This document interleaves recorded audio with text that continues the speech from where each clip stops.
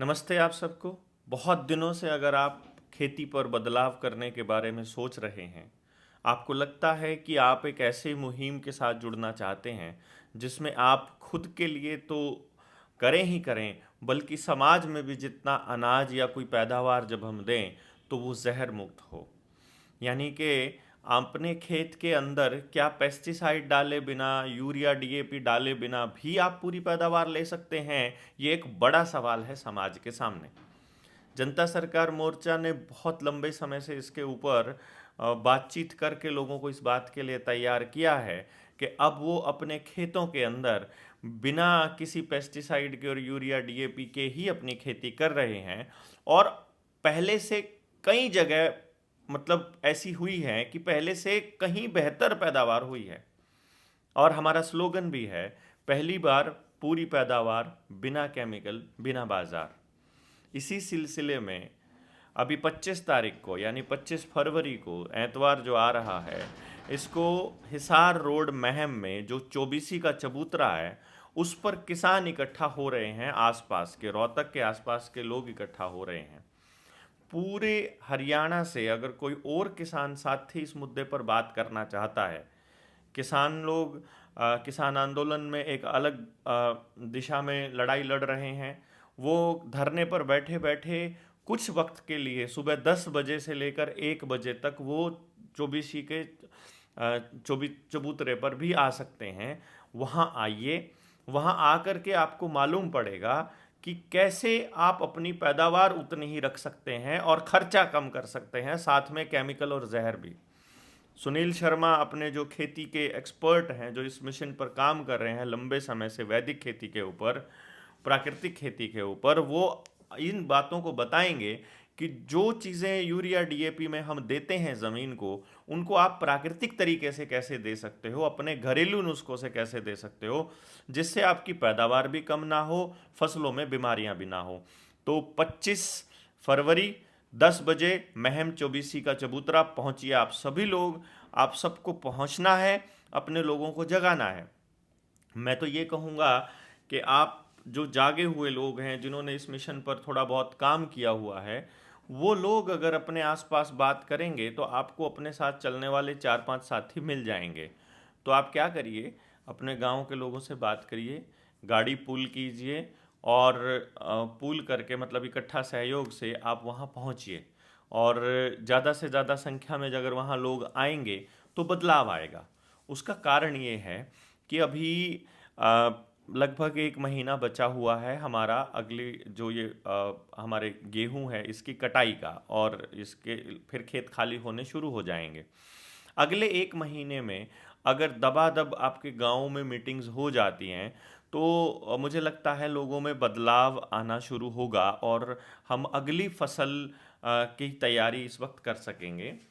पूरा साल हमें फिर से इसी समय का इंतज़ार करना पड़ेगा नहीं तो, क्योंकि ये जो मिशन है, ये जो अ, उपचार है जिसकी बात हम इस मीटिंग में करने वाले हैं, इसमें सुनील भाई जो करने वाले हैं, वो आप केवल उस वक्त कर सकते हो जब गेहूं की कटाई का समय है और गेहूं कटने के बाद जब ज़मीन थोड़ी बहुत खाली रहती है 2 महीने के लिए। वो जो 2 महीना है उस वो ज़मीन की पोषण देने का समय है।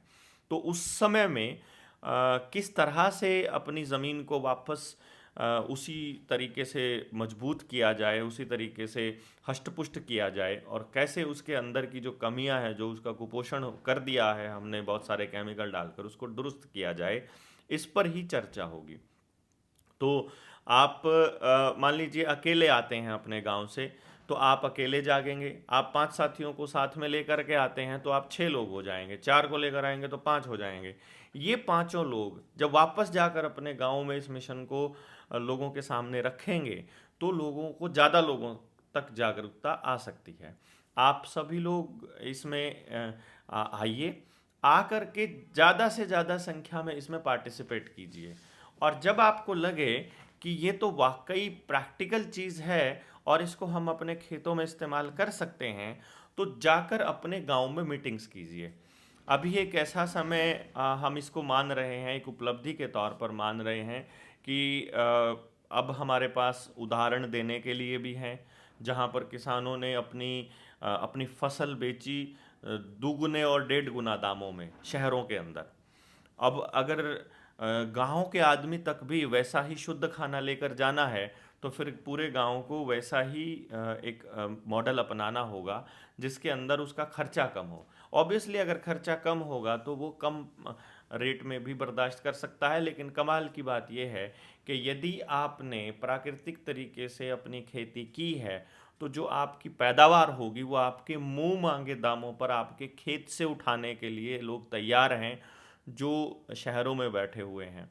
उनको प्योर खाना नहीं मिलता है, उनको गेहूँ नहीं मिलता है, धान नहीं मिलता है, दालें नहीं मिलती, सब्जी नहीं मिलती, जो कि पूरी तरह से केमिकल रहित हों। और इसमें अपने भाई रविंद्र सोलंकी बहुत काम कर रहे हैं पहले से कुछ किसानों के साथ। वो आप अगर अपने खेत में मतलब कोई कुछ नया डेवलप करना चाहते हैं, उस केस में वो गारंटी के लेवल तक भी जा कर के आपको बताते हैं कि आपकी फसल अगर नहीं बिकती है तो उसकी बिकवाने की गारंटी भी वो लेते हैं। उसका कारण ये है कि नेटवर्क जनता सरकार मोर्चा का इतना बड़ा हो रहा है कि हमारे पास लोग हैं, हम जानकारी ही दे देंगे तो वहीं से ही लोग अपने आप से उन चीज़ों को, प्योर चीज़ों को खरीदना शुरू कर देते हैं।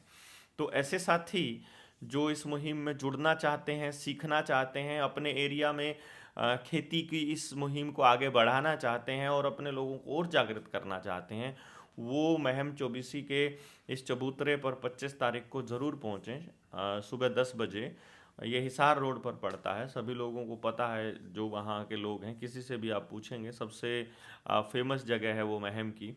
तो महम की ये मीटिंग मैं समझता हूँ कि इस तरह से निर्णायक होनी चाहिए हमारे बीच में कि हम अपने जानकारों तक ये बात पहुँचाएं, सभी लोगों को बता दें कि भाई एक ऐसी मीटिंग हो रही है। उस मीटिंग का मतलब पर्पस ये है कि उन किसानों को, जो थोड़े थोड़े किसान हैं अपने अपने गाँव में जागे हुए, वो आ जाएं।